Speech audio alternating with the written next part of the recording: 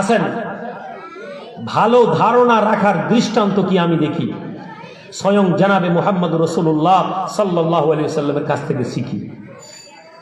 কোরআন হাদিস মানে শুধু নামাজ পড়াটা কোরআন হাদিসের মধ্যে থেকে নিব, আর জীবন বৈশিষ্ট্য কোরআন হাদিসের দিকে তাকাবো না, এটার নাম কোরআন হাদিস না। কোরআনের মধ্যে জোরে আমিন না, হাদিসের মধ্যে জোরে আমিন না আস্তে আমিন, এটা চর্চার বিষয়। রাসূলুল্লাহর দৈনন্দিন জীবন কেমন ছিল এর উপরে মুসলমান চর্চা করবে না, এটা কোরআন হাদিসের ফলো না।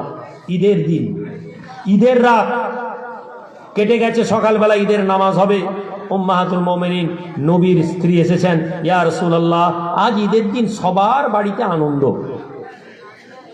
ইয়া রাসূলুল্লাহ, ইয়া হাবিবাল্লাহ, হুজুর আজকে ঈদ, মদিনা মুনাওয়ারার গলিতে গলিতে আনন্দ, প্রত্যেক মুসলমানের বাড়িতে কিছু না কিছু রান্না হয়, প্রত্যেক মুসলমানের বাড়িতে আজকে খুশি হচ্ছে। ইয়া রাসূলুল্লাহ, আমরা আপনার স্ত্রী উম্মাহাতুল মুমিনিন নবীর স্ত্রীদের বাড়িতে আজকে রান্নার কোনো জিনিস নাই, আনন্দ করার কোনো বিষয় নেই। ইয়া রাসূলুল্লাহ, যদি সামান্য কিছু অর্থ সম্পদের ব্যাপার হয়ে যেত তাহলে আমাদের বাড়িতে আমাদের চুলোগুলো জ্বলতো, আমাদের বাড়িতে আজকে একটু আনন্দ হতো। ভাই আমার, বন্ধু আমার, নবীর উপরে দাওয়া করা, নবীর তালিকায় চলার দাওয়া, স্লোগান দেওয়া ব্যক্তি, পীর সাহেব থেকে আরম্ভ করে আমির সাহেব, আমির সাহেব থেকে আরম্ভ করে দায়ী সাহেব, পৃথিবীর যত বড় বড় সিলসিলা ধর্ম মত পথের যত লিডার আছেন, এমন তো আমি লিডারের নাম শুনিনি যার বাড়িতে রান্নার একবেলা রান্না হয় আর একবেলা রান্না হয়নি, এমন ঘটনা আমার নজরে নাই। অথচ আমরা সবাই বলি আমরা নবীর তরিকায় চলি, নবীর সুন্নাতের উপরে চলি। কেউ পাগড়িকে নবীর সুন্নাত বানিয়ে নিয়েছি, ধর্ম বানিয়ে নিয়েছি, কেউ জুব্বাকে ধর্ম বানিয়ে নিয়েছি, কেউ জোরে আমিন, কেউ বুকে হাত, কেউ নাভিতে হাত, এইটাকে আমরা নবীর আদর্শ বানালাম। অথচ রাসূলুল্লাহর জীবন আদর্শ যদি দেখতে হয়, ঈদের দিনে নবীর স্ত্রীর বাড়িতে দেখি রান্নার কোনো জিনিস নাই, রান্নার কোনো ব্যবস্থা নাই, এবং স্বামীর কাছে এসেছেন, স্ত্রী বলছেন, আল্লাহ নবী, দয়ার নবী, নূর নবী, কি রিপ্লাই দেব, কি রিপ্লাই দিবেন? আপনার স্ত্রী আপনাকে রেসপেক্ট করে না, কিসের জন্য? আপনি একটা ভালো ঈদের শাড়ি দেননি। বউ বলেছিল আজকে কি বলে এখন লেটেস্ট মডেলের শাড়ি চলছে, 8 কাটিং, 8,000 টাকা দাম, এই শাড়িটা ঈদে তুমি আমাকে দিবে। প্রথম রমজান থেকে বায়না ধরেছে, আপনি বলছেন দিব দিব দিব দিব করে 27 রমজান মার্কেটিংয়ে গেছেন, টাকা নেই, ব্যবসা নেই, বাণিজ্য নেই, কষ্ট করে আপনি একটা শাড়ি কিনে এনেছেন 6,000 টাকা দাম, বউকে এনে দিয়েছেন। আপনার বিবি চিৎকার দিয়ে চেঁচিয়ে বলে, তুমি আমাকে একটা জিনিস কোনোদিন এনে দিতে পারো নি, তুমি আমার কখনো খুশি করতে পারলে নি, তুমি আমার জন্য কি করেছো? তোমার সংসারে খেটে খেটে আমি মরে গেলাম। 6,000 টাকার শাড়ি দেওয়ার পরও আপনার স্ত্রী স্যাটিসফাইড নয়। ও নামাজ পড়ে, আপনার বিবি কিন্তু নামাজ পড়ে, কিন্তু আপনার বিবি ধর্ম জানে না। যেমন আপনি নামাজ পড়েন, যেমন আপনি ধর্ম জানেন না। কেন? আপনার স্ত্রী মনে করেছে স্বামীর কাছে ঝগড়া করে 6,000 টাকার এই জিনিসটা আদায় করাটা আমার অধিকার। আমার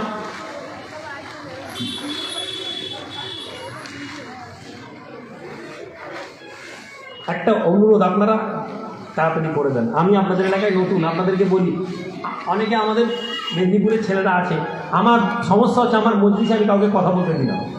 দুটো অপশন আছে, এক, আপনারা ভালো লাগতে পারে, নাও লাগতে পারে, আপনারা আরামসে বেরিয়ে যেতে পারেন, কোনো অসুবিধা নেই। সবাইকে যদি ভালো না লাগে কমিটির লোককে বলবেন ভাই বক্তা নামিয়ে দাও, আমি নেমে যাবো। আমি এখানে 1.5 ঘন্টা টাইম পাস করতে আসিনি ভাই। 4টায় বেরিয়েছি, রাস্তায় মগরিবের পরে কিছু নাস্তা একটু গেছে, 5-5.5 ঘন্টা। আমি অন্য জেলায় প্রায় দাওয়াত দিই না, একটা টাইম এই রাস্তা দিয়ে ডায়মন্ড হারবারে মাসে 6-7বার করে জলসা যেতাম। আমি জলসা বাইরে নেওয়া একবারে বন্ধ করে দিয়েছি। আপনাদের কাছে এসে ভালো লাগছে, একটা ভালো শ্রোতা পেয়েছি, একটা ভালো অডিয়েন্স পেয়েছি। সো প্লিজ বি কনসেন্ট্রেট, আপনার মনোসংযোগটা একদম আমার দিকে দেন।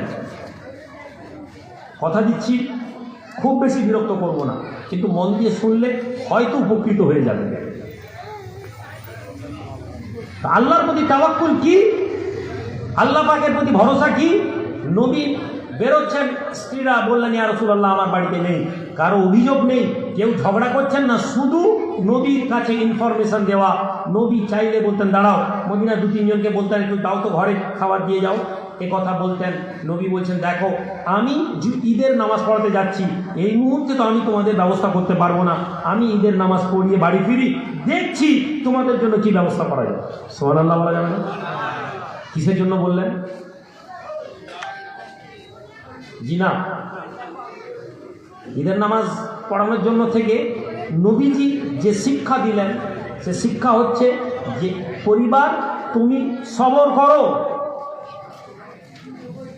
নবীজি যদি বলতেন নামাজ পড়ে এসে দিচ্ছি, ঈদের নামাজের পর আবার জোহরের নামাজ ছিল, নবীজি বললেন দেখছি তোমরা সবর করো। এই যে সবর, এই যে সবর। দ্বিতীয়, নবীর তাওয়াক্কুল আল্লাহর প্রতি।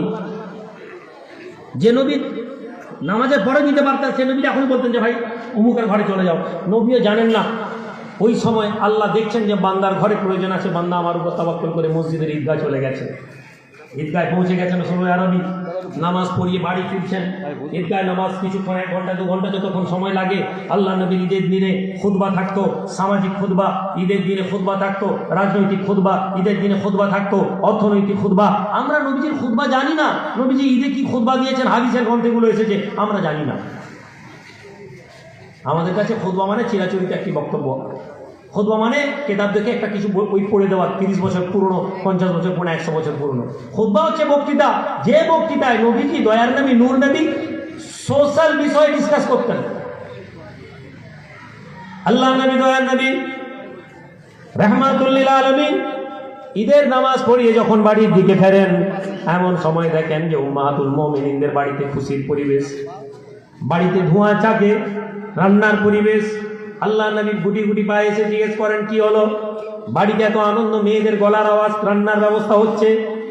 মা আয়েশা সিদ্দিকা রাদিয়াল্লাহু তাআলা আনহা বলে, ইয়া রাসূলুল্লাহ আপনি বাড়িতে বেরিয়ে খুতবার জন্য চলে যান। এমন সময় ওসমান ইবনে আফফানের বাড়িতে খবর যায় উম্মাহাতুল মুমিনিনদের বাড়িতে আজকে রান্নার ব্যবস্থা নেই। এই কথা শোনার সঙ্গে সঙ্গে ওসমান ইবনে আফফান প্রতিটি উম্মাহাতুল মুমিনিনের বাড়িতে একটা একটা করে উট খাওয়ার সাজিয়ে পাঠিয়ে দিয়েছেন। প্রত্যেকের বাড়িতে রান্না হয় এবং মদিনার আরো দুস্থ মানুষ যারা, তাদের বাড়িতেও রান্নার ব্যবস্থা করে দেওয়া হয়েছে। জোরে বলা যাবে না? এই তাওয়াক্কুল নবীজির লেভেলের, এক্সট্রিম লেভেলের তাওয়াক্কুল। সবচেয়ে তাওয়াক্কুল এক্সট্রিম লেভেলের নবীদের, তারপর সাহাবা, তারপর পরবর্তীকালে। কিন্তু আমাদের এই তাওয়াক্কুল কোন লেভেলের? আমাদের তাওয়াক্কুল মিনিমাম এটা কি আমাদের অন্তরে বিশ্বাস আছে যে হ্যাঁ আল্লাহ যদি চায় আমাদের রুজি দিবে? আপনি এটা বিশ্বাসই করেন না যে আপনি যদি পূর্ণ তাওয়াক্কুল নিয়ে আল্লাহর দরবারে বসেন, পূর্ণ তাওয়াক্কুল নিয়ে। অনেকে বলে না ভাই কাজ করবো না, কর্ম করবো না, ঘরে ঘুমিয়ে থাকবো, রুজি পেয়ে যাবো, ঘরে আল্লাহ রুজি দিয়ে দিবে। জি শোনেন তাহলে হেকায়েতে ইসলাম থেকে একটা ঘটনা শুনিয়ে দিই। বাগদাদে একজন লোক, অসুস্থ লোক, তার স্ত্রী খুব দজ্জাল মেয়ে ছিল। তার স্ত্রী খুব ভয়ানক শাস্তি দিত তাকে, ঘরের খাবার নেই, দাবার নেই। তার স্ত্রী বলছে শোনো আজ বাড়িতে খাবার নেই, তুমি যদি আজকে কাজ করে খাবার না নিয়ে এসো আজকে কিন্তু অশান্তি হবে। অসুস্থ লোকটি বেরিয়ে চলে গেছে। বাগদাদের বাজারে দেখে লেবার খুঁজতে এসছে, মানুষ দেখছে একটা অসুস্থ লোক, কে দিবে? কিছুক্ষণ বসে বসে বসে বসে যখন দেখছে কেউ লাইনি, ও তখন বুঝলো যে এখানে বসলে আমার রুজি আসবে না। রুজির মালিকের দরবারে যায়। সে অজু করে দাজলা নদীর পাশে একটা জায়গায় জায়নামাজ নিয়ে কান্নাকাটি শুরু করলো। আল্লাহ আমি অসুস্থ, তুমি জানো আমার কোনো ক্ষমতা নেই, কিন্তু এই আল্লাহ দুনিয়ার লোক, আমি কাজে বেরিয়েছি আমাকে কাজে নেয় না, হে আল্লাহ তুমি আমাকে সাহায্য করো। এইভাবে সে কান্নাকাটি কান্নাকাটি কান্নাকাটি করে দোয়াছে। বিকেলবেলা বাড়ি ফিরছে, বউ বলছে খাবার এনেছো? তার স্ত্রীকে বলছে শোনো একজন মালিককে বলেছি, মালিকের কাজ করেছি, তিনি রুজি দিবেন বলেছেন, তিনি আমাকে দেবেন, আজকে তিনি দেননি। স্বামী কাজ করছে শুনে বিবি বলছে ঠিক আছে তাহলে কালকে গিয়ে কাজ নিয়ে আসবে। আল্লাহর বান্দা দ্বিতীয় দিন আবার চলে যায়, একইভাবে আল্লাহর দরবারে দাঁড়িয়ে কান্নাকাটি করে, হে আমার রব আমাকে কেউ রুজি দেওয়ার মালিক নেই, আর আপনি বলেছেন আপনি শ্রেষ্ঠ রাজ্জাক। আল্লাহ পাক তোমার জন্য এমন জায়গা থেকে রুজি রেখেছেন তুমি কল্পনা করতে পারো না। সারাদিন আল্লাহর ইবাদত করে, নামাজ পড়ে, দোয়া চায় এবং বাড়ি ফিরে আসে। খালি হাতে যখন ফিরে এসেছে আবার স্ত্রী চিৎকার দেয়, কেমন তোমার মালিক, কেমন তোমার প্রভু, যিনি একদিন দুদিন খাটিয়েছেন এখনো পয়সা দেন না। স্বামী বলতে লাগে বিবিরে সবর করে যাও, আমার মালিক বড় ভালো মালিক, বড় দয়াময় তিনি, বান্দাকে তিনি এমন একজন মালিক, তিনি কখনো কাউকে নিরাশ করেন না। কালকে আমি যাচ্ছি, বিবি বলছে কালকে যদি তুমি মা খাবার নিয়ে না নিয়ে পয়সা নিয়ে বুঝি নিয়ে বাজার নিয়ে আসে, কালকে ঘর ঢুকবে না। তৃতীয় দিন বান্দা একইভাবে গেছে, একইভাবে গিয়ে দোয়া চেয়েছে, না ফিরেছে, রাস্তায় ভয় ভয় আসছে। আজ বিবিকে কি বলবো, আল্লাহ দরবারে চেয়েছি, বিবি তো মেরে ঘর থেকে বার করে দিবে, আল্লাহকে আসমান থেকে খাবার পাঠাবে। কিন্তু ভাই আমার, এরপরে ওই স্বামী যখন ঘরের সামনে এসছে, ঘরের মধ্যে চিমনি দিয়ে ধোঁয়া বেরোচ্ছে, ঘরের মধ্যে পৌঁছেছে, বিবির আনন্দে ফুর্তি, অবাক হয়ে গেছে। কি ব্যাপার? বলছে শোনো, তোমার মালিক আজকে লোক পাঠিয়েছিলেন, তুমি যখন কাজে ছিলে, একজন লোক এসে বলেছে শোনো তোমার মালিক পরিশ্রম করছে আর তোমার স্বামী প্রভু তোমার জন্য খাবার পাঠিয়েছেন, এই খাবারগুলো তুমি নিয়ে রাখো এবং তোমার স্বামীকে বিরক্ত করো না, কেননা সে এমন একজন মালিকের হয়ে কাজ করে, এমন একজন মালিকের কাজ করে যিনি তার প্রতি বড় খুশি। জোরে বলা যাচ্ছে। বিবি তো জানেনি এখনো, স্বামী ঝরঝর করে কাঁদছে। বিবি বললো কি হলো, কাঁদছো কেন? তোমার মালিক তো বড় ভালো, তুমি তো বলতে, আমি তো বুঝলাম না। বললো বিবি রে, আমি যে স্বামীর কথা বলতাম, আমি যে মালিকের কথা বলতাম, তিনি স্বয়ং আল্লাহ, আমি আল্লাহ দরবারে কাঁদতাম, তিনি কথা বলতেন, বউয়ের চোখে পানি এসলো। ওই বিবি স্বামীর সাথে তওবা করলো, আল্লাহ তুমি আল্লাহর এত প্রিয় বান্দা, আমি তো তোমাকে চিনতাম না। স্বামীও তওবা করলো, বিবিও তওবা করলো এবং আল্লাহ তাদের ঘরে একটা সংসারের শান্তি এনে দিলেন। সম্মানিত ভাইরা, এটা শুধু কিস্সা, এটা শুধু কাহিনী বলে শুনে বেরিয়ে যেতে পারেন, কিন্তু যদি নিজেকে এই জায়গায় আনেন, আসসাফাতু জাহারিয়া বলে একটা কিতাব আছে, সেই কিতাবে আর একটি বাচ্চা হারুনা রশিদের জামানার ঘটনা। হে আল্লাহর বান্দা, হে যুব প্রজন্ম, নব প্রজন্মের যুবকেরা, জেনজি গ্রুপ, এখন একটা জেনজি জেনারেশন বেরিয়েছে না, 18-20 বছরের 15 বছরের ছেলে, তোমাদেরকে বলছি শোনো, সারাদিন মোবাইল আর টিকটক নিয়ে, মোবাইল আর ফেসবুক নিয়ে তোমার ব্রেনকে শুকিয়ে দিও না। সারাদিনের 10টা মিনিট হলেও কোরআনের একটা পাতা বাংলা পড়ো। আমি বলছি না তুমি সব কিছু পেয়ে যাবে, কিন্তু যদি কোরআন তুমি পুরো বুঝে যাও, পৃথিবীর সব কিছু এই কোরআনের মধ্যে আল্লাহ দিয়ে দিয়েছেন, বলো সুবহানাল্লাহ। তুমি পাওনি, কেননা তোমার কিছু শিক্ষা এমন জায়গা হয়েছে যেখানে তোমাকে বলা হচ্ছে বিজ্ঞান শেষ কথা। দুঃখ নেবেন না, কষ্ট নেবেন না, বিজ্ঞানের সাথে ইসলামের কোনো ক্লাস নেই। বাট প্রবলেম, আমরা বিজ্ঞান যদি কোনো কিছু বলে দেয়, আমরা সেটাকে তাড়াতাড়ি বলি দেখেছো বিজ্ঞান বলেছে। বুঝলেন, চাঁদ টুকরা হয়েছিল, সায়েন্স বলছে এই কিছুদিন সময়ের মধ্যে। ও হালে ওলামা মৌলানা সাহেবদের কি আনন্দ, জলসা বলছে, জানেন বিজ্ঞান প্রমাণ করেছে। আমি আলেমদের কথা বলছি, আমাদের তো হুজুরদের কথা বলছি, যারা আমরা মাইকে উঠে বিজ্ঞানকে প্রমোট করি। কি বলি যে জানেন বিজ্ঞান বলছে চাঁদ দু টুকরা হয়েছে 1450 বছর আগে, আল্লাহর নবী চাঁদকে দু টুকরা করেছেন, হাদিসে এসেছে, প্রমাণ হয়ে গেল ইসলাম সত্য। আমরা সবাই চিৎকার দিয়ে সুবহানাল্লাহ বললাম। আপনার কি এখানে সুবহানাল্লাহ বলার প্রয়োজন আছে? এই জন্য যে বিজ্ঞান বলেছে। আপনি চলে যান, আপনি 100 বছর পুরনো বিজ্ঞানের থিওরিগুলোকে পরপর রাখুন। 100 বছর আগে সায়েন্স যা বলেছে, আজকে সায়েন্স তার সাথে এগ্রি করে না। আপনি বলছেন ধর্ম বিজ্ঞান দিয়ে বিচার করতে হবে, আপনি বলছেন ধর্ম জানার জন্য বিজ্ঞান জানা জরুরি। শুধু ধর্ম জানলে হবে না, বিজ্ঞান জানতে হবে। খোদার কসম খেয়ে বলছি আমি রুহুল আমিন, বিজ্ঞান তো ছেড়ে দিয়ে ধর্ম যদি পূর্ণভাবে একজন মুসলমান লোক জেনে যায়, একজন মানুষ যদি ধর্ম জেনে যায়, পৃথিবীতে সে সফল ব্যক্তি এবং সে ইজ্জতের সাথে পৃথিবীতে থাকবে এবং ইজ্জতের সাথে আল্লাহ তার ঈমান দিয়ে মৃত্যু দিবেন এবং মওতের পরের জীবনে আল্লাহ তাকে সম্মানের সাথে দিবেন। কেন এটা আল্লাহর ওয়াদা আছে, বলি সুবহানাল্লাহ। প্রবলেম, আপনি বিজ্ঞান বলছেন, কোরআন বলে দিয়েছে দুইটা সমুদ্র একসাথে মিশে যায় না, মারাজাল বাহরাইনি ইয়ালতাকিয়ান। দুই সমুদ্রের বিষয় কোরআন বলেছে। আজকে বিজ্ঞান প্রমাণ করেছে, স্যাটেলাইটের থ্রু দিয়ে প্রমাণ হয়েছে। আমরা কি আনন্দ পাচ্ছি? আমরা বলছি বিজ্ঞান বলেছে। বিজ্ঞান নিজে ইটারনাল না, আল্লাহ কোরআন ইটারনাল। বিজ্ঞান চিরন্তন সত্য না, শাশ্বত সত্য না, আল্লাহ কোরআন শাশ্বত সত্য। জোরে বলি সুবহানাল্লাহ। প্রবলেম, কোরআনকে আমরা বুঝি না, প্রবলেম কোরআনের জ্ঞান আমাদের নেই। পরে আমরা কোরআনকে সামান্য কিছু নিয়ে আমরা মনে করছি এটা ধর্ম। পরে একজন শিক্ষিত লোক বলছে শুধু কোরআন পড়লে হবে, শুধু ধর্ম পড়লে হবে না, হবে না। এটাও সত্য। আমি কিছুদিন আগে কিছু বক্তাদের বক্তব্য শুনছিলাম, করোনার টাইম মানুষ মরে যাচ্ছিল, তখন ধর্ম বাঁচায়নি। এটা পিটারদের সমস্ত ধর্মের ক্ষেত্রে কথা বলছি। করোনার টাইম মানুষ মরে যাচ্ছিল, তখন ধর্ম বাঁচায়নি, বিজ্ঞান বাঁচিয়েছে, ডাক্তার বাঁচিয়েছে, ধর্ম কোথায় ছিল? আমি করোনা সময় ডাক্তার কেন, করোনা না থাকলেও আজকে আমি রুহুল আমিন অসুস্থ হলে আমি কোরআনের আয়াত গলায় ঝুলালেও আমি ছুটে আগে ডাক্তারের কাছে যাই, এটাই সত্য কথা। আমার সাথে সায়েন্সের কোনো লড়াই নেই। কিন্তু প্রবলেম, আমি মসজিদে নামাজ পড়তে গেছি, আমি মসজিদ থেকে নামাজ পড়ে বেরিয়েছি, কতটা করোনা হয়েছে আমি জানি না। কিন্তু আজকের দিনে বিজ্ঞান বলছে, সায়েন্স বলছে, ডাক্তাররা বলছে করোনা একটা অনেক বড় স্ক্যাম ছিল। আমি বলিনি। হার্ট অ্যাটাকের পেশেন্টকেও ইউরোপীয় ইউনিয়নরা একটা ডেটা বার করেছে, আপনারা ইউটিউবে ইন্টারনেটে পাবেন কিনা জানি না, চ্যাট জিপিটিতে এই সার্চগুলো করবেন, সবচেয়ে অথেন্টিক। প্রফেসর সাহেব বলছিলেন না এআই বলছিলেন না, ওই আর্টিফিশিয়াল ইন্টেলিজেন্সকে ইউজ করুন, এদের কাছে এত বেশি সঠিক তথ্য পাবেন যদি ইউটিলাইজ করতে পারেন। যারা ধর্মকে যারা ছোট করার জন্য লেগেছে তাদের ব্যাপারে আপনি পাবেন। সম্মানিত হাজিরিন, ধর্ম হচ্ছে তার জায়গায় স্থির, এবং সেই ধর্মের জায়গায় আল্লাহ বলছেন আমার প্রতি তাওয়াক্কুল করো, আমার প্রতি ভরসা করো। আল্লাহর প্রতি ভরসা করলাম। বাদশাহ হারুন আল রশিদের জামানায় একজন মহিলা, যার স্বামী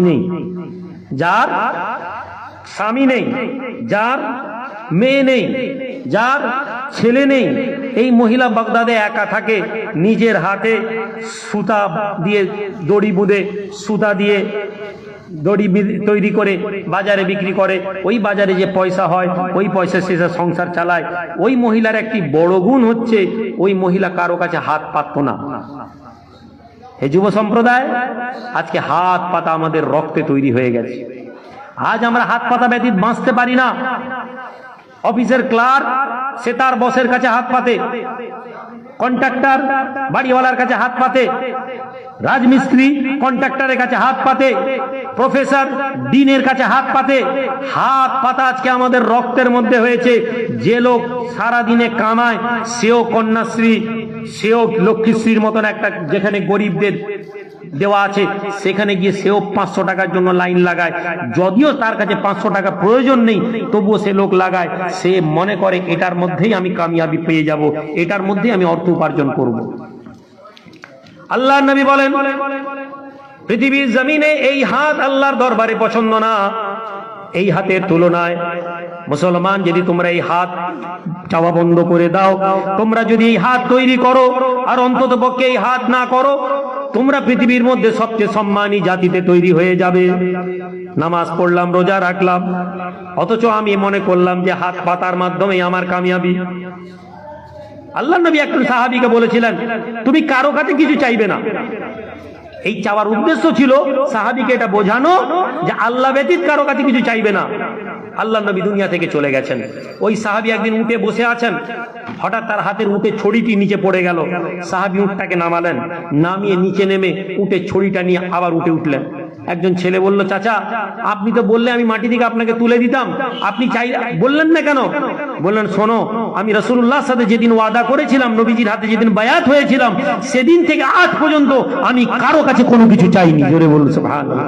এই জাতি যদি এইটা শিখে যায়, হে যুবক, তোমাকে কারো কাছে রেসপেক্ট আদায় করতে হবে না। তুমি দামি জুতো পরে, তুমি ভালো জামা পরে, ভালো বুট পরে, ভালো মোটরসাইকেলে চড়ে তুমি মনে করছো রেসপেক্ট আদায় করবে। ছিঁড়া জামাতে সমাজ তোমার কাছে মাথা নত করবে যদি তুমি রাসূলুল্লাহর আদর্শকে চিনে যাও, যদি তুমি নবীর আদর্শকে চিনে যাও, যদি তুমি আল্লাহর নবীর দ্বীনকে ভালোবাসতে শিখে যাও। ওই বৃদ্ধ মহিলা হাতে দড়ি বিধিয়ে বাজারে বিক্রি করে যা পয়সা হয় সপ্তাহে চালায়, কেউ নেই সংসারে। চলে যাচ্ছেন, মাথায় মধ্যে ঝুড়িতে ভদ্র মহিলা সুতোগুলো নিয়ে যাচ্ছেন। এমন সময় যেতে যেতে যেতে যেতে একটি চিল তার সুতোগুলোকে, লাল সুতোটাকে গোস্তের টুকরা মনে করে ছোঁ মেরে তুলে নিয়ে চলে গেল। বাস্তার ছেলেরা, যুবক ছেলে বলছে, ও বুড়িমা, তোমার সব সুতা তো নিয়ে চলে গেল। বুড়ি মহিলা আসমানের দিকে তাকালো, তাকিয়ে পাশের মধ্যে বসে আল্লাহর দরবারে হাত তুলেছে। আয় রব্বুল আলামিন আল্লাহ, পৃথিবীর জমিনে আপনি সব কিছু জানেন। আপনি বলেছেন আপনি ইন্নাল্লাহা খাবীরুম বিমা তা'মালুন, তোমরা যাই করো না কেন আল্লাহ সেই বিষয়ে অবগত আছেন। আপনি অবগত আছেন। হে আমার রব, দুনিয়ার জমিনে আমি কারো কাছে কিছু চাই না, কারো দরবারে হাত পাতি না। হে আল্লাহ, আমার রুজির ওসিলা, আমার রুজির মাধ্যমগুলো পাখি নিয়ে চলে গেছে। আল্লাহ আপনি বলেছেন আমাকে জানাও, আমার কাছে চাও। উদউনি আস্তাজিব লাকুম, আমি আল্লাহ আমার দরবারে চাও, আমি আল্লাহ তোমাদের চাওয়াগুলো পূরণ করে দেব। হে আল্লাহ, আমি জানিয়ে দিলাম আমার উঠে আমার রুজির বিষয়টা আপনি ব্যবস্থা করে দিন। দোয়া চাইছেন বুড়ি। এমন সময় ওই সময়কার জামানার সবচেয়ে বড় আলেমদের মধ্যে একজন আলেম হেঁটে হেঁটে আসছেন। বুড়িমা, কি দোয়া চাইছো? আবু আব্দুর রহমান, আবু আব্দুর রহমান একজন বড় ফকিহ ছিলেন। আবু আব্দুর রহমান এসছেন, এগিয়ে আসছেন। বুড়িমা, কি চাইছো? বাবা আব্দুর রহমান, আমার রুজির ব্যবস্থা পাখি নিয়ে চলে গেছে, আল্লাহকে জানাচ্ছি। আবু আব্দুর রহমান বলছেন, বুড়িমা এসো। বাদশাহ হারুন রশিদ আমার কথা শুনে, বাদশাহ হারুন রশিদ আমার কথা শুনে, আমি বাদশাহ হারুন রশিদকে যদি বলে দিই ও তোমার জন্য কিছু রুজির ব্যবস্থা করে দিবে। সম্মানিত ভাইরা, আবার এই জলসার মধ্যে শেখার বিষয়, আপনি আমার ওয়াজ শুনতে এসে বসলে আপনার কোনো দাম নেই। আমার থেকে হাজার হাজার বেশি ভালো কথা আমাদের মসজিদের ইমাম সাহেব প্রতিদিন বলেন। পরে কথা শোনার নাম ধর্ম না। এখানে এসে বসেছেন, আপনার জীবনের টার্নিং পয়েন্টের কথা বলছি। যা বলেছিলেন ওই বৃদ্ধা মহিলা, যা প্রত্যেক আমাদের জীবনের মধ্যে আমাদেরকে আনতে হবে। প্রত্যেক যুবককে এটা তার জীবনের মাইলস্টোন বানাতে হবে। তোমার স্কুলের প্রাইমারি স্কুলের স্যার কি বলেছিলেন তুমি মনে রেখেছো, আজও সেই কথা মনে করে তুমি ভুলে যাওনি। তোমার কলেজ লাইফে তোমার প্রফেসর কি বলেছিলেন সে কথা তুমি মনে রেখেছো, সেটা তোমার কাজে এসেছে। এই যুবক, আজকে আমি রুহুল আমিন তোমাদেরকে যে কথা বলছি, এটা যদি তোমাদের অবচেতন মনে, তোমাদের ব্রেনের মধ্যে এটাকে বসিয়ে নিতে পারো, মৃত্যু তোমরা অপমানিত হবে না ইনশাআল্লাহ। এই দাওয়া করে দিয়ে যেতে পারি আমি। সুবহানাল্লাহ বলবেন না? আপনাদেরকে সম্মানের জন্য আমি আপনাদেরকে কথা বলছি। আমরা সম্মানের রাস্তার দিকে যাওয়ার চেষ্টা করব। যদি না পারি তওবা করব, ভুল করে ফেলেছি তওবা করব, কিন্তু আমরা ভুলে যাব না। কি ভুলবো না? এই বৃদ্ধা মহিলা যে কথা বলেছিলেন, হে আবু আব্দুর রহমান, হে আবু আব্দুর রহমান, আমি বাদশাহ হারুন রশিদের জামানায় বাস করি, বাদশাহ হারুন রশিদের রাজত্বে বাস করি, কিন্তু আমার রুজির মালিক বাদশাহ হারুন রশিদ নয়। যে আল্লাহ আমার রুজির মালিক, তিনি আমাকে বলেছেন রুজির দায়িত্ব, আমি সেই আল্লাহকে জানানোর পরে আর কাউকে জানানোর প্রয়োজন মনে করি না। জোরে বলবেন না ভাই? একটু মজলিস থেকে জোরে আওয়াজ আসবে না কেন? আপনারা জানেন আমাদের বুজুর্গদের মধ্যে যারা আমাদের পিরানে পীর শায়েখরা আছেন, তারা জোরে সুবহানাল্লাহ পড়ান, জোরে আলহামদুলিল্লাহ পড়ান, জোরে নারে তাকবীর দেওয়ান। কিসের জন্য জানেন? তার একটা হিকমত হচ্ছে, এই তাসবিহতে শয়তান মজলিস থেকে বেরিয়ে যায়। অনেক সময় আমাদের মনে ওয়াসওয়াসা হতে থাকে, শয়তান আপনাকে মজলিসে নাও বসতে দিতে পারে। আপনারা বসে আছেন ঠিক আছে, কিন্তু শয়তান জদ্দোজাহাদ করছে, লড়াই করছে আপনার সাথে। উঠে চল, এই কি করবে, পরে আসবো, একটু চা খেয়ে আসবো, একটু পেশাব করে আসি। শয়তান আপনার সাথে লেগে আছে। শয়তান চায় না এই কথাগুলো আপনার কানে পৌঁছাক। কোন ইমাম, কোন মাওলানা, কোন মুহাদ্দিস, কোন মুহাক্কিক, কোন আলেমের কথা, দ্বীনের কথা, কোরআনের কথা, হাদিসের কথা শয়তান চায় না। ফলে আমরা এখানে বুঝবো এটা শয়তান চাইবে না। সম্মানিত হাজিরিন, আবু খুদামা বেরিয়েছে, আবু আব্দুর রহমান ইসফাহানি রহমতুল্লাহ আলাইহি ফিরে যাচ্ছেন। তিনি বলছেন আমি আমার খানকাতে বসে তসবিহ পড়ছি, তসবিহ পড়তে পড়তে পড়তে আমার মনে হলো যে কে এই মহিলাকে রুজি পাঠাবে। এই মহিলা তো কারো হাতে চাইবে না, আল্লাহ এর রুজির মাধ্যম কিভাবে হবে, এইরকম দোয়া করছেন। তিনি বলছেন কিছুক্ষণের মধ্যে আমি দেখলাম একদল তাজির ব্যবসায়ী আমার কাছে এসেছে, এসে আমার কাছে কিছু পয়সা রেখেছে। কি ব্যাপার? হুজুর, এই টাকাটা আপনি আল্লাহর রাস্তায় যেখানে ভালো মনে করবেন খরচ করেন। জিজ্ঞেস করলেন কিসের পয়সা এটা? তখন তারা বলল হুজুর কিছু মনে করবেন না, আমরা আজকে দাজলা নদী দিয়ে ব্যবসা করতে করতে আসছিলাম, আস্তে আস্তে আমাদের নৌকাটা ভেঙে গিয়েছিল, পানি প্রবেশ করছিল এবং আমরা মৃত্যু অবশ্যম্ভাবী বুঝতে পেরেছিলাম। নৌকাতে যা জিনিস ছিল তা দিয়ে আমরা আটকাতে পারিনি, পানি প্রবেশ করছিল। এমন সময় আমরা আল্লাহর কাছে দোয়া চেয়েছিলাম যে আল্লাহ আমাদেরকে বিপদে উদ্ধার করে দিন।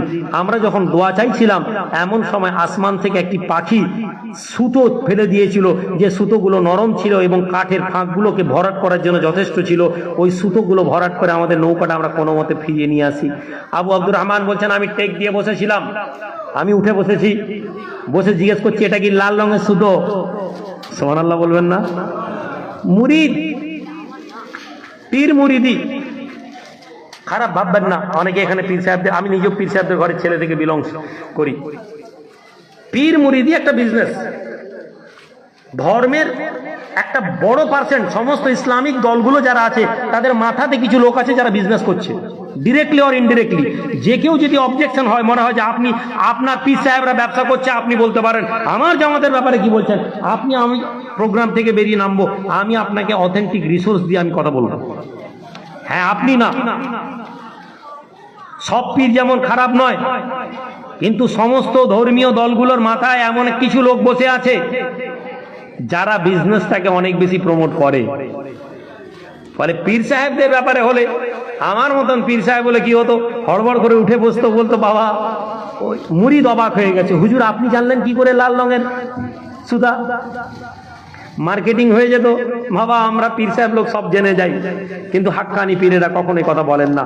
তারা বললেন বাবু আমি জানি, দাও। এই পয়সার মালিককে, তিনি ছুটলেন তার পয়সার পুটলিটা নিয়ে বুড়িমার কাছে। তিনি বলছেন, আমি যখন বাগদাদের শেষে গিয়ে তার কুঠির ঘরে গিয়ে দেখছি, আমি দেখতে পেলাম ওই বুড়ি তসবি পড়ছে, আর তসবি পড়তে পড়তে জায়নামাজে শুয়ে পড়েছে। আমি আওয়াজ দিতে, বুড়ি আওয়াজ দিল, কে? আমি বললাম বুড়িমা, আল্লাহ তোমার দোয়া কবুল করেছেন, তোমার রুজির জিনিসকে জমিন থেকে নিয়ে আসমানে পৌঁছে সমুদ্রের পানিতে আল্লাহ তেজারত করেছেন, এই লাও তোমার সুতার বিনিময়ে আল্লাহ এই জিনিসটা পাঠিয়েছেন। বুড়ি প্রথমে ইনকার করলো, যখন আমি তাকে সব খুলে বললাম তখন সে আমার কাছ থেকে ওইটা নিল, আবার শুকরিয়া আদা করলো আল্লাহর ঘরে, আল্লাহর দরবারে শুকরিয়া আদা করে সে জায়নামাজে বসে গেল। জোরে বলেছ। শেষ ঘটনা আমি আপনাদেরকে বলবো। আচ্ছা, আমার টাইম শেষ হওয়ার 15 মিনিট আগে আমাকে বলবেন, আমাকে, ঠিক আছে?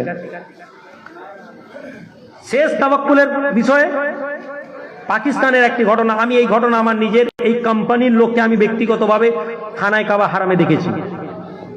আমি একটি এই ঘটনাটি পড়েছিলাম, ওই আরবেরই একটা আর্টিকেল কিতাবের মধ্যে এই ঘটনাটা এসেছিল। কি ঘটনা? পাকিস্তানের একটি কোম্পানিতে একজন ছেলে কাজ করত। আপনারা বিরক্ত হচ্ছেন নাকি? আমার আলোচনা বিরক্ত হচ্ছেন না তো? আলহামদুলিল্লাহ। না, আমি আরো হয়তো টপিক চেঞ্জ করে দিব, বাট ঠিক আছে, এটা শুনে নেন, তারপরে অন্য জিনিস আসছে। একটি কোম্পানিতে একজন যুবক কাজ করত এবং সে খুব ইমানদারির সাথে কাজ করত। এই কাজ করতে করতে তার মালিক নজরে পড়লো, বললো দেখো আমার স্টাফটা খুব ভালো, একে 2000 টাকা একে ডেকে নিয়ে এসো। মালিকের কাছে এসেছে, মালিক বলছে শোনো তুমি খুব ভালো কাজ করো, তোমাকে আমি 2000 টাকা বেতন বাড়িয়ে দিলাম। কর্মচারীটা বলল শুক্রিয়া জনাব, থ্যাংক ইউ স্যার। বলে সে বললো আমার কাজ চলছে, আমি চলে যাই। চলে গেছে। মালিক ইনসাল্ট বোধ করলো, আরে আমার স্টাফ আমি 2000 টাকা বাড়িয়ে দিলাম, আর মিনিমাম ভালো করে আমাকে শুক্রিয়া দাও করলো না, ধন্যবাদও জানালো না, এ তো বড় বেয়াদব লোক। মালিক বলতে লাগলো স্টাফকে, শোনো এই ছেলে ভালো না তো? আমি তো ভালো, ফাঁকি মারেন কিনা দেখো, একটা কোনো কাজের ভুলভাল করলে আমাকে জানাও, তোকে টাইট দিব কেমন করে। পয়সা দিলাম, তুই একবার ভালো করে হেসে কথা বললি নি, মুখের উপর চলে গেলি কাজ করছি বলে, কাজ দেখাচ্ছ। কিছুদিন কাজ চলেছে, এরপরে এই যুবক ছেলে আবার একদিন নয়, দুদিন নয়, 3 দিন কামাই করেছে। ম্যানেজার এসে মালিককে বলছে, স্যার আমাদের ওই স্টাফটা 3 দিন কামাই করে আজকে এসছে, জয়েন করেছে। মালিক বলে ডাক। দেখেছে মালিক প্রথমেই অনেক কথা শোনালো, হ্যাঁ তুমি বাজে লোক, তোমাকে একটু কি মাথায় তুলে দিলাম, এ করলাম ও করলাম, যাও তোমার 2000 টাকা করে যে বাড়ি। মালিক অবাক হয়ে গেছে, আরে 2000 টাকা বেতন কমিয়ে দিলাম, কেটে দিলাম, একবারও আমাকে বললো নিয়ে না স্যার আপনি আমার বেতন কাটবেন না। ম্যানেজারকে বলে ডাকো কে আবার এসে, বলে এই তোমার আমি টাকা সেদিন বাড়ালাম, তুমি সেদিনও আমার সাথে ভালোভাবে কথা বললে না, আজকে তোমার টাকা কেটে দিলাম, তুমি আজকেও কিছু বললে না, কি ব্যাপার? আল্লাহর বান্দা, দিনকে যদি বুঝতে হয়, ধর্মকে যদি বুঝতে হয়, আমাদের সমাজ থেকে নেওয়া ঘটনা থেকে বুঝতে হবে, কোরআন হাদিসের দৃষ্টান্ত থেকে নিতে হবে। আল্লাহর কোরআন থেকে নিতে হবে, হাদিস থেকে নিতে হবে। আর সমাজে ঘটে যাওয়া আল্লাহর নিদর্শনাবলী, আল্লাহ পাক যেভাবে বান্দাকে দেখিয়ে দেন ওদের থেকে আমাদের শিখতে হবে। ওই মানুষটি বলতে লাগে, আমার মালিক আপনি জানেন আমি আমার দুনিয়াতে যেটুকুন উপার্জন করি, এই উপার্জনে আমার সংসার চলে যায়, আমার কোনো পুঁজি বলে থাকে না, আমার কোনো সেভিংস ছিল না। এমন সময় আপনি যেদিন আমার বেতন বাড়ান তার আগের দিন আমার স্ত্রী ডেলিভারি হয়, একটি আমার বাচ্চা হয়েছিল, এবং আমার বিবি আমাকে বলে, আমার স্বামী আমাদের ঘরে আল্লাহ বাচ্চা দিয়েছে, অথচ আমাদের ঘরে কোনো টাকা নেই, পয়সা নেই, বাচ্চার সংসার চলবে কি করে? আমাদের তো কোনো সেভিংস নেই, বাচ্চার কাপড় চুপুর, খাওয়া দাওয়া ইত্যাদি ইত্যাদি চলবে কি করে? তা আমি বলেছিলাম, বিবিরে আল্লাহ পাকের উপরে ভরসা করো, দেখি আল্লাহ কি করার, আমি তো আল্লাহর উপর তাওয়াক্কুল করি। বান্দা বলে, আমি যখন অফিসে এলাম সেই দিনই আপনি আমাকে ডেকে বললেন, এই তোমার 2000 টাকা বেতন বাড়িয়ে দিলাম তানখা। তো আমার মনের মধ্যে হলো, আমার আল্লাহ আমার ছেলের ভাগ্যে রুজি পাঠিয়েছেন। আমি আল্লাহর শুকরিয়া আদা করে আপনাকেও শুকরিয়া আদা করেছি, আমি কাজে নাগা করতে চাই না, আমি চলে গেছি। হে আমার মালিক, 3 দিন ধরে আমি অসুস্থ, আমি ছিলাম, বন্ধ ছিলাম কাজ, কেননা আমার 3 দিন আগে আমি যখন ডিউটি থেকে যে আমার মা অসুস্থ, তাকে লাহোরের হাসপাতালে ভর্তি করেছে। 1 দিন থাকার পরে সে মারা যায়। পরের দিন আমি আমার মাকে নিয়ে বাড়ি আসি। কালকে আমার মায়ের জানাজা, কাফনের কাজ, দাফনের কাজ করে দিয়ে আজকে আমি ডিউটিতে এসেছি, আর আপনি বলছেন তোর 2000 টাকা কেটে নিলাম। আমি বুঝতে পারলাম আমার আল্লাহ 2000 টাকা যেটা আমার মায়ের রিজকের ওসিলায় আসতো, ওই রুজিটা আমার আল্লাহ কেটে নিয়েছেন, এজন্য আমার আর কোনো আফসোস নেই। এই কথা ভেবে আমি আল্লাহর দরবারে শুকরিয়া আদা করে চলে যাচ্ছিলাম। জোরে বলা যাবে ভাই? হ্যাঁ, আমি আপনাদেরকে নামাজের কথা তো বলি, সবাই বলে, আমিও বলবো নামাজ পড়বেন, কিন্তু বিশ্বাস করুন এই ঈমান নিয়ে যেদিন নামাজ পড়বেন সেই দিন জেনে নেবেন আল্লাহর কোরআনের বাণীর সাথে আপনার জীবন মিলে গেছে।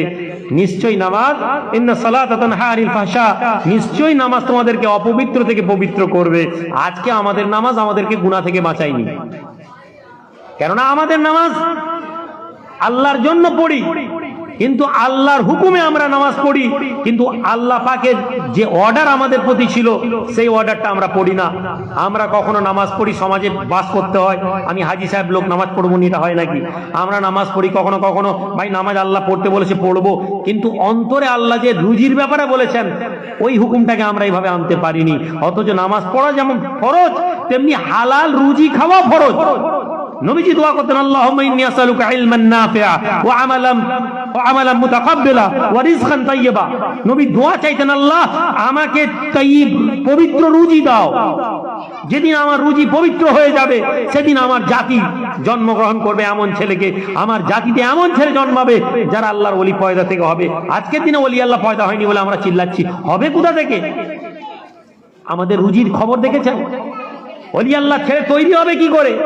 যেদিন মা কনসেপ্ট করলো বাচ্চাকে, প্রথম ভিজিটিং এ ডাক্তারের কাছে গেলেন, ডাক্তার বলে দিল ফুল বেড রেস্ট, বিবি আপনার বিছানায় শুয়ে আছে, আর ডাক্তার বলছে হিলাহিলি করা যাবে না, কি করবে? বিবিকে একটা মোবাইল কিনে দিলেন, বসে বসে সারাদিন বিবি সিনেমা দেখে, সিরিয়াল দেখে, আর ওই ফ্যাশন শো দেখে।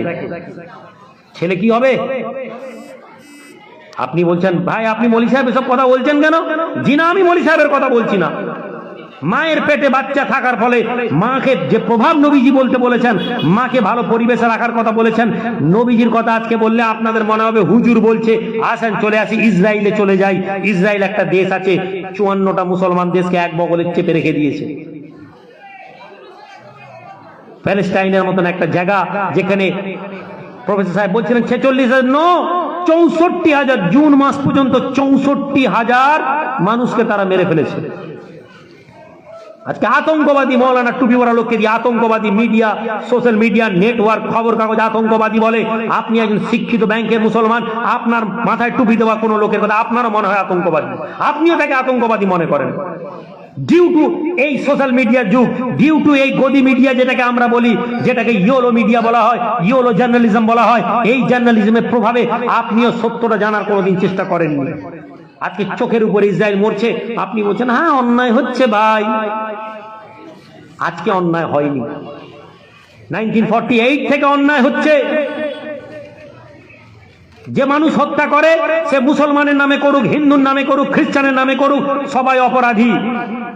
কিন্তু যদি অপরাধের তারাজু তোলা হয়, অপরাধের স্কেল তোলা হয়, অপরাধের দাঁড়িপাল্লা তোলা হয়, পৃথিবীর ইতিহাসে সবচেয়ে বেশি যদি অত্যাচারিত গোটা পৃথিবীতে কাউকে করা হয়েছে সেটা হচ্ছে মুসলমান জাতি। এই পরিসংখ্যান আগে আপনাকে জানতে হবে, কোথা থেকে, কেন, কিভাবে। আজকে আপনি বলছেন যে না, আজকে মুসলমান মার খাচ্ছে, মুসলমান মার খাবে, নবীজি বলে দিয়ে গেছেন, রাসূলুল্লাহ বলেছেন আমার উম্মত মার খাবে। নবীজি বসে আছেন, চেহারার মধ্যে চিন্তা, গমগিন চেহারা। সাহাবা প্রশ্ন করছেন, ইয়া রাসূলুল্লাহ আপনি চিন্তিত কেন, আপনারা তো টেনশন কেন? আল্লাহ নবী বলেন, হে আমার সাহাবা আমি কি চিন্তা করব না? আমাকে এখনই জানিয়ে দেওয়া হলো আমার উম্মতকে হত্যা করা হবে, আমার উম্মতকে কতল করা হবে, আমার উম্মতকে মেরে ফেলা হবে। একটা সময় আসবে যখন আমার উম্মতকে হত্যা করা হবে, মেরে ফেলা হবে, আমি চিন্তা করব না? সাহাবা বললেন, ইয়া রাসূলুল্লাহ আপনার উম্মতকে হত্যা করা হবে? কে প্রশ্ন করছে?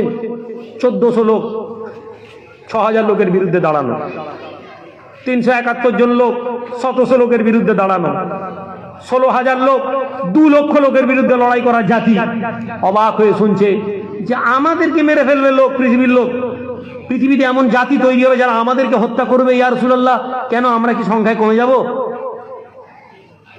কথা বুঝছেন না, বুঝেননি? আমরা কি সংখ্যায় কমে যাব? নবীজি বলছেন না, বরং তোমরা সংখ্যায় ভরে যাবে। সমুদ্রের ফেনা যেমন হয়, সমুদ্রের ঢেউ যেমন গোনা সম্ভব না, তেমনি তোমাদেরকে গোনা সম্ভব হবে না। সমুদ্রের উপরে যেমন ফেনা থাকে, তোমরা তেমনি ফেনার মতন হয়ে যাবে, অসংখ্য মুসলমান পৃথিবীতে হয়ে যাবে। সাহাবা অবাক হয়ে গেছেন, ইয়া রাসূলুল্লাহ এত মুসলমান থাকবে তারপরও মারা হবে?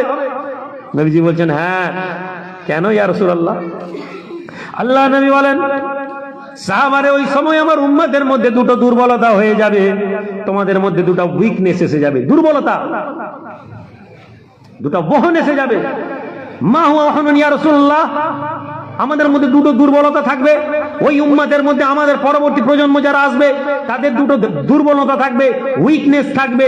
সেই দুটো উইকনেস কি? যে কারণে তাদেরকে পৃথিবীর লোক হত্যা করে দিবে, যে কারণে তাদেরকে পৃথিবীর লোক মেরে দিবে। কি সেই দুটো উইকনেস? নবীজি জবাব দিচ্ছেন, হুব্বুদ দুনিয়া, আমার উম্মতের অন্তরে পৃথিবীর ভালোবাসা এসে যাবে। আসেন এবার আপনি জোরে আমিন না আস্তে আমিন নিয়ে বিতর্ক করেন, কিয়াম পড়বো না পড়বো নি নিয়ে বিতর্ক করেন, আপনি নামাজের পরে বেরহমাতিকে আরহামার রাহিমিন না লা ইলাহা ইল্লাল্লাহ নিয়ে ঝগড়া করেন। এগুলোর কোনোটাই ইসলাম না। ইসলামের একটা অংশ হতে পারে, এইগুলোর উপরে কোনোটার উপরে নামাজ বন্ধ হয়ে যাবে, বাতিল হয়ে যাবে, হবে না। এর মধ্যে কিয়াম পড়ে নিলেও আপনার ঈমান চলে যাবে এমন কোনো ব্যাপার নেই, কিয়াম না পড়লেও আপনি বেঈমান হয়ে যাবেন এমন কোনো ব্যাপার নেই। কিন্তু আমাদের চর্চার বিষয়, কিয়ামের পক্ষেও যিনি দলিল দিচ্ছেন তিনিও পয়সা নিয়ে, কিয়াম ভুল প্রমাণ করার জন্য যিনি আসছেন গাড়ি নিয়ে তিনিও পয়সা নিয়ে। সম্মানিত হাজির, নবীজি বলছেন আমার উম্মতকে হত্যা করা হবে, কারণ আমার উম্মতের অন্তরে দুনিয়ার দুর্বলতা হবে। হুব্বুদ দুনিয়া, আমার উম্মত দুনিয়াকে ভালোবাসবে, দুনিয়াকে জয় করতে চাইবে। কিসের মাধ্যমে? সম্পদের মাধ্যমে। দুনিয়া জয় করতে চাইবে কিসের মাধ্যমে? ইজ্জত কিনতে চাইবে, ইজ্জত, সম্মান। আপনি অবাক হয়ে যাবেন আমার কথায়, কিন্তু ঘটনা কোনোদিন লক্ষ্য করে দেখেছেন? সমাজে যিনি শিক্ষিত লোক